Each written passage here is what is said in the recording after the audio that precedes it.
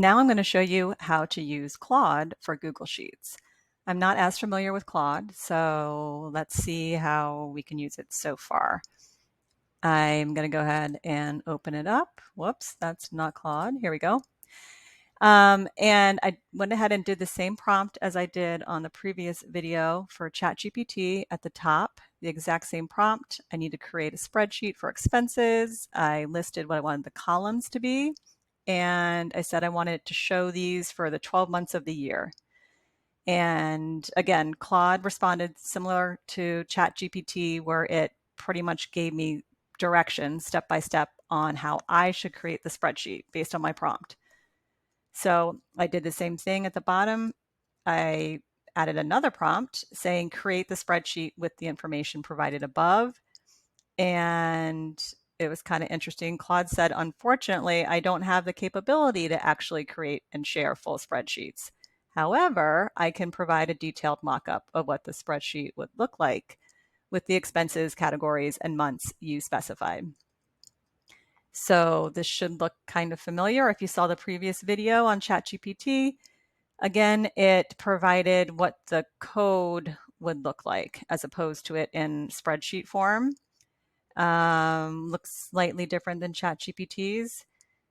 It does talk about down here the directions on how to put it into Excel, which I prefer Google Sheets. It does mention Google Sheets down here as well. So I'm going to do the same thing where right here there is a copy code. I'm going to click on that. And then I'm going to open up a spreadsheet, a new one, and an A1. Let's see how this works. I'm going to do Control V and I'm going to paste it. Okay. Looks pretty good. The months just drop right down there, but you can see this isn't formatted properly. So we have the little clipboard here. I'm going to click on that and paste values only, paste format only, or split text and columns. I'm going to do split text and columns. I'm not sure what's going to happen. Okay. So, oh, here we go. We got the separator. That's what we used before. And it's none of these things. So we're going to do custom.